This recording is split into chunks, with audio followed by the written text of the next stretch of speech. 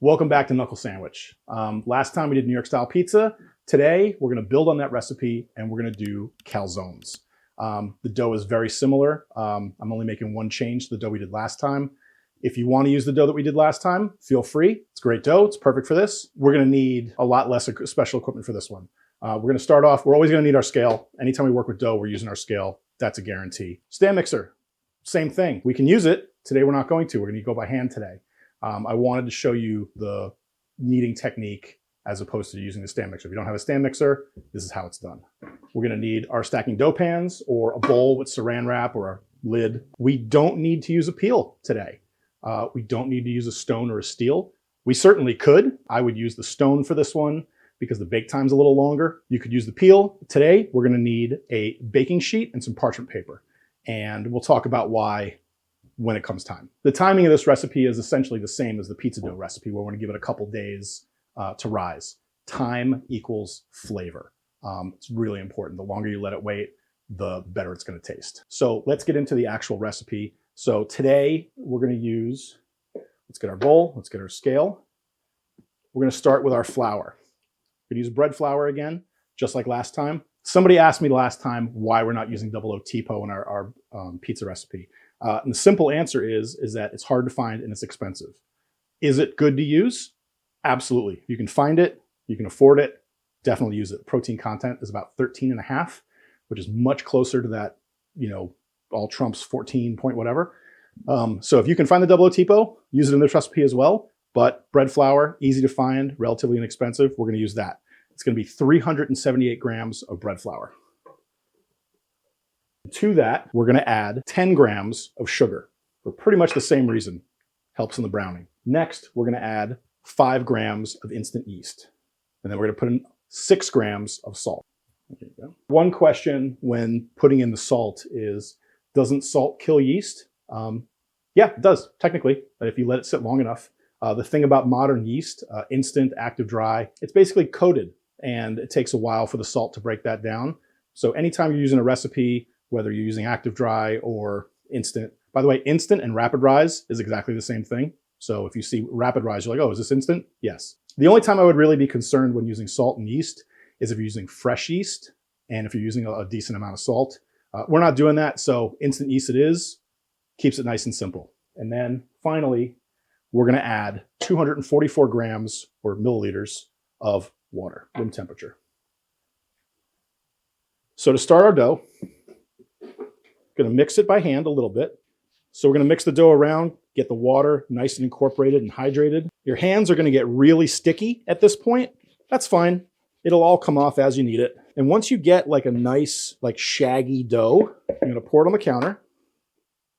So you just want to knead your dough. You would push it, stretch it a little bit, fold it in half, turn it, push it and stretch it. And the more you do this, you want to incorporate what's on your fingers. You want to get in there.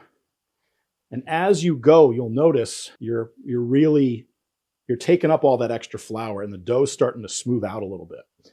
And you want to do this for about 5 minutes with this dough.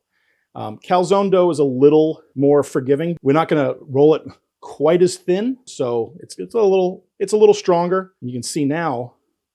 See, it's absorbed the flour on the board. Keep kneading. Get all these little bits in there. It's sticky, but you'll notice that it just kind of all comes off. And after 5 minutes or so, you'll have a nice, smooth ball. You don't need extra flour for this. All the flour that we're putting in this recipe is already in it. If you were to put more flour down to prevent it sticking, the dough would absorb it and your water to flour ratio will be off. And you don't want to do that. And you'll notice, nice and soft, very smooth. Everything's off my hands. I mean, I still have to wash my hands because it's got some of it, but like nothing sticky, not even to the counter. And do the same test. We'll stretch it out a little bit. We'll hold it up to the light if we can see through it without tearing. It's good. So this dough is good. It's ready for the next step. So the next thing we're going to do is we're going to portion it out. This time we're only making 2. We need 3 pizzas. We're going to make 2 calzones. Rip it in half. And because I just scaled the recipe, I know what it should weigh, 320 grams.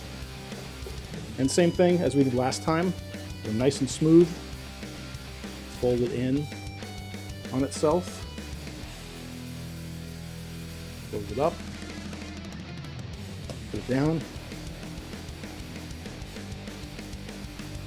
There's a little thing there we're going to close up.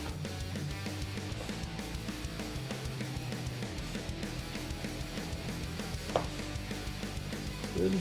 Ball, fold it in on itself.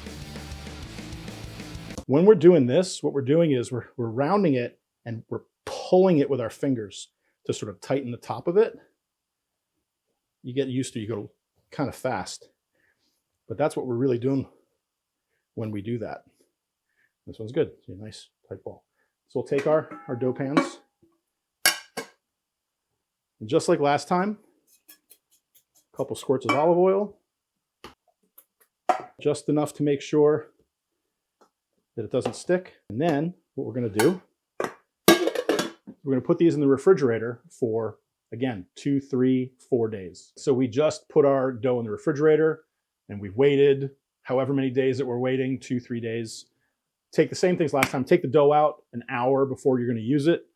This dough's been sitting for 2 days. We'll deal with this in a little bit. Once we've taken this out of the refrigerator, we can start working on our sauce.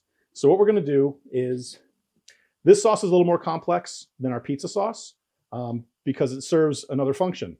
We dip our calzones in it. So we're going to do a little bit more. We're going to start, this time we're using Cento, 28 ounces. Pan's nice and hot. And then from here, we're just going to start adding 30 grams of olive oil, 10 grams of sugar, teaspoon of oregano, 5 grams of salt, and we're going to add some red chili flakes. Now, the amount of red chili flakes that you add depends on your personal preference. If you don't like your sauce a little spicy, you can omit it completely. If you like a little bit of kick, put in more, you know. I like it a little spicy. So what we're going to do now is we're going to cook this sauce down until it gets nice and thick. We use the crushed tomatoes like we did before. The consistency is good. It just needs to be a little thicker. So 15, 20 minutes, and we'll show you what that looks like. So our sauce has been cooking on medium to high heat for 15 minutes. And you know it's done when you can take your spoon, move it across, and the sauce doesn't fill in the space. That's how you know it's thick enough. That's called full trace. Once our sauce is done, we can start talking about how to set up our oven. It's gonna be a little bit different this time.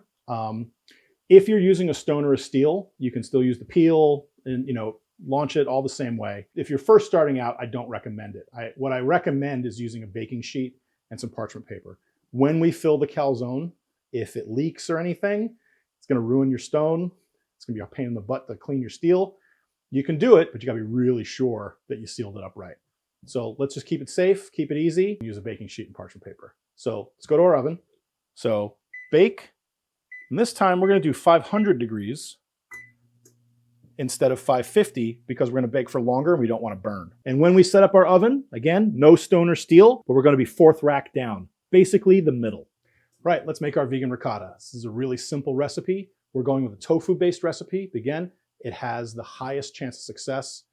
There's other ways to do it where you can scald milk and then add a thing and curdle it. And we're not going to do that today. We're going to use something really simple, nice, healthy, high-protein tofu. Take 14 ounces. We're going to break it up and put it in our food processor. Doesn't really matter how you break it up here. It's all going to get blended anyway. 1 block is perfect for this recipe. And then next, we're going to add 2 tablespoons of lemon juice, which is also about 40 grams. We're going to add 1 tablespoon of apple cider vinegar, which is about 20 grams. We're going to add everybody's favorite nutritional yeast, 1 tablespoon, or about 10 grams. Then 1 tablespoon of olive oil, about 16 grams, and just a little mix of salt and pepper, like a pinch each. We're going to start on low and work our way up to medium until we get a nice, smooth ricotta.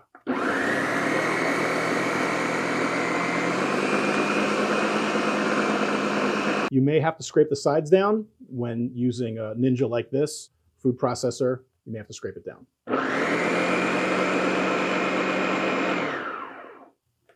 And there you go, vegan ricotta. The lemon juice and the apple cider vinegar give it a nice tang. And we're using both because we don't want, like just lemon juice would make it too lemony. We don't want to make it too lemony, but we want that tang. It's best to let it sit overnight in the fridge, but you can use it right away if you want. It's gonna be delicious either way. So it's time to stretch out our dough. We're gonna do basically the same that we did last time with the pizza, but if you had trouble with pizza, now's the day for redemption. You can use a rolling pin. You didn't want to use a rolling pin for the pizza because you didn't want to degas it and get rid of all those lovely bubbles. But this one can be a little thicker. We don't have to worry about our edge, you know. Same way, we'll get it nice and dusty. And in here, like the pizza, we were kind of in the middle when we were stretching it. We can come to the outside on this one. I can walk it a little bit, you know, but we don't want to make it too thin. There's a little air right there. It's probably too thin as is. Doesn't even have to be necessarily super round at this point. Now, when we stretched our pizza out, we made it about 14 inches. And because we don't need it so thin, stretch this out to about 12. Traditionally, in normal calzone making, they don't really use marinara. It's mostly cheeses, meats. So we're gonna kind of get around it. This one's gonna be ricotta that we made. Gonna throw some spinach on there. I'm gonna make a huge mess while doing it. And we're gonna add some cheese. This is Violife. Some pepper. A pinch of salt. So then what we wanna do now is we wanna take our dough, we wanna fold it over and just cover all the ingredients. Poking out right there. And from here, we have to seal it. Now, the method that I like using is I'll take it, I'll put my finger down, and I'll fold it over, put my finger down, I'll fold it over. And what you want to do is just keep doing that all the way around until the whole thing is sealed up. It's easier than you think it is. So we're sealed up. Now we're going to take our baking sheet with our parchment paper. Just going to pick it up, put it right on top. One of the things that you want to do when baking is you want to vent the top. So get a sharp knife and just make a couple of slits right there. And if you want to, you can brush it with olive oil or you can brush it with butter. We're just going to give it a little spritz because I forgot my basting brush. Rub it around. It's going to make it a nice golden color. So what we're going to do is we're going to take this and we're going to put it in the oven, 500 degrees for 10 minutes. You just put it in the center. So we're going to take our second dough. We're making 2 calzones today. Again, get it nice and floured.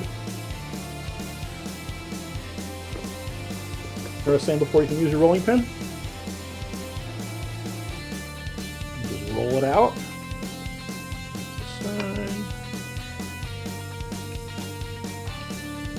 There you go, about 12 inches. There you go. So if you don't want to do it by hand, you can use a rolling pin. So traditionally, calzones don't have marinara sauce in them, but as vegans, we can do whatever the hell we want, make whatever modification we feel like. So we're going to add the marinara sauce that we made. We don't need a lot, about 3 spoonfuls. It's probably good. Spread that around a little bit. And next we're going to add some vegan sausage. Now, typically when you make a calzone, you don't cook your meat ahead of time. So it's kind of important that when choosing a vegan sausage, that it has a high oil content. This is Beyond Italian sausage today, which has a decent amount of oil in it. So I feel like it'll cook nicely. If you're using something like field roast or tofurkey, I might recommend at that point cooking it about halfway ahead of time, just to make sure that it all gets cooked thoroughly. We're going to add our cheese.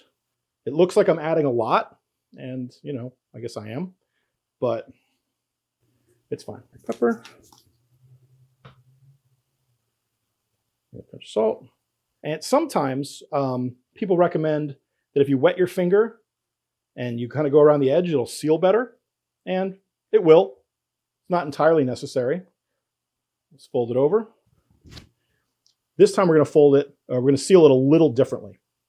Because more methods are always better. This time we're just going to fold it over in on itself. Nice big fold. It's not as fancy, but it does the job. And there we go. We'll grab our pan with parchment paper, pick it up, put it on top, get a little olive oil on there. That's just for color. We have to vent it as well. Now we're ready to put this one in the oven. It looks beautiful. Take it out. And you know, now's a good time to put our other one in. Bake that 500 degrees for 10 minutes. So, been 10 minutes. Let's take out our beautiful calzone. Now, there's something to notice about this. You see how it's like dripping? So if you were to cook it on a stone or a steel, potentially that could have dripped off on your steel, which is why we were safe today and used the parchment paper and baking sheet. So our calzones are out of the oven. We've let them sit for a few minutes just to let them firm up. And let's see what we have in here.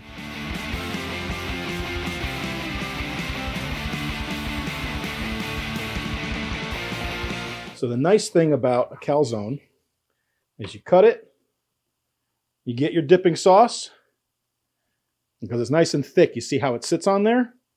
It's beautiful. So good.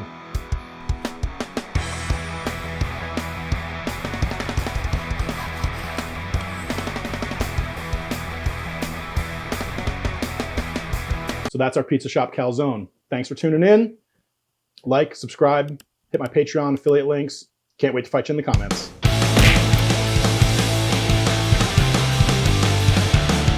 Knuckle Sandwich!